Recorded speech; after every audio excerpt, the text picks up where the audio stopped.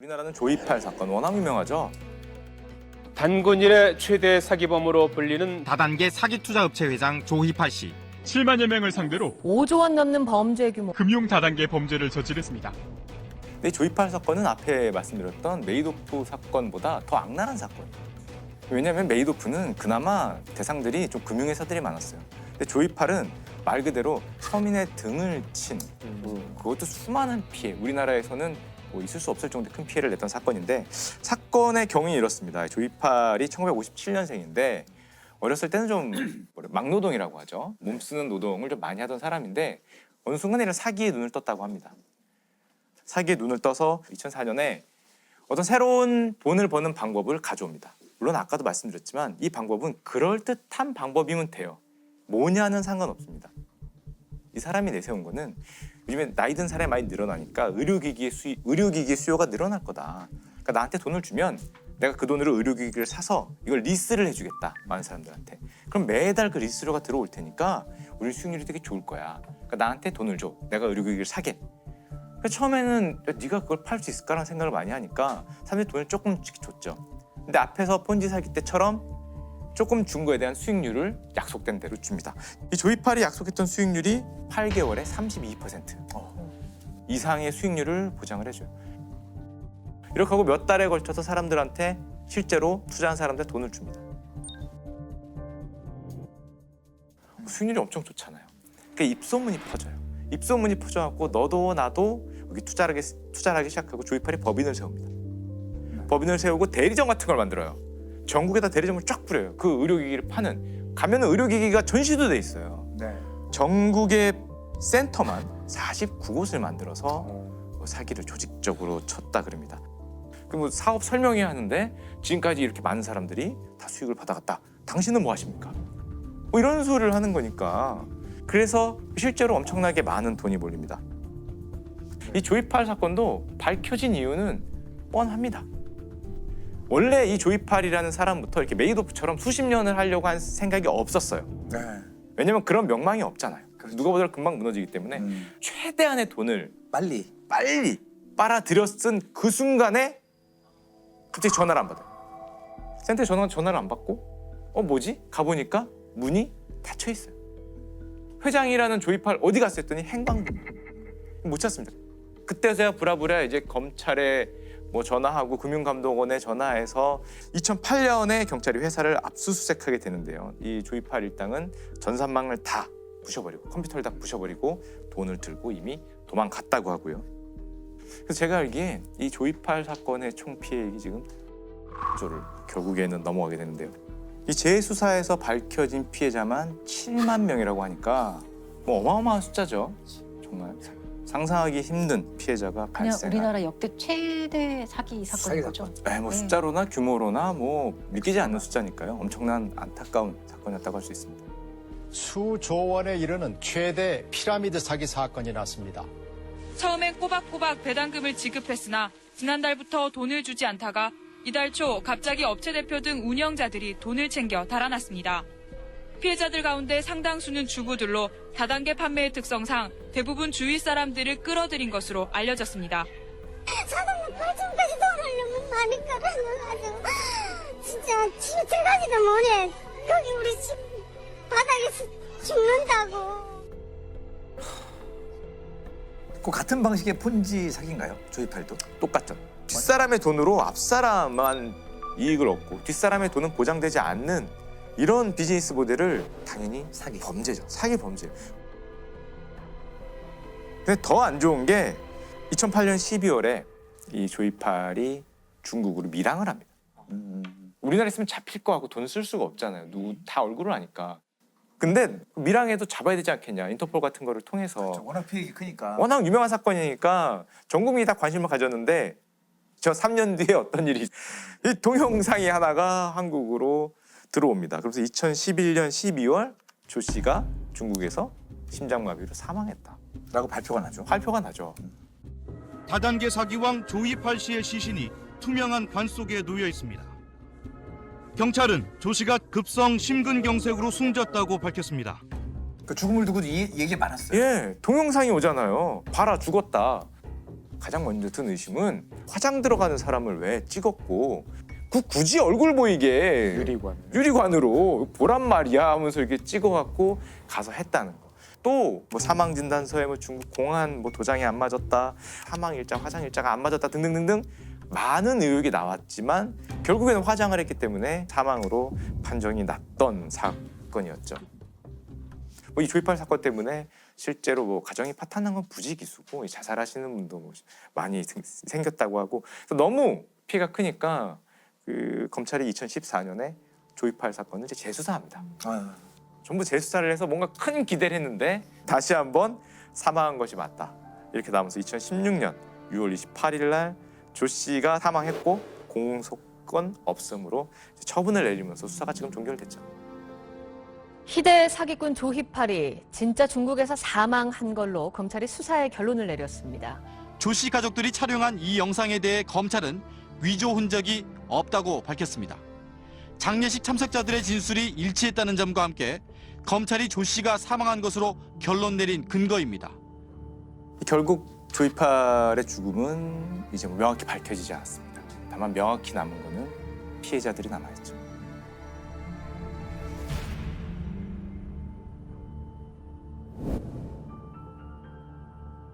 야, 이게 폰지 사기가 100년이 넘었어요. 시간이 지나도 계속 벌어지는 이유가 뭐라고 생각하세요? 일단 폰지 사기의 근본적인 뭐 모든 사기가 그렇지만 우리 욕심이 좀 있잖아요. 1년에 30%, 1년에 40%, 심지어 막 100%.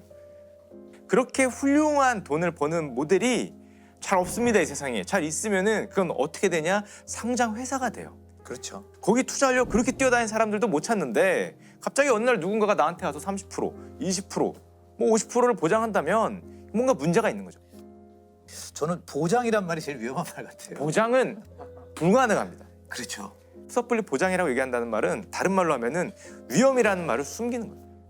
인간이 제일 싫어하는 감정 중에 하나가 불확실하다는 거거든요. 그거를 건드려주는 것이 이 사기 수법의 가장 핵심이라고 보여집니다.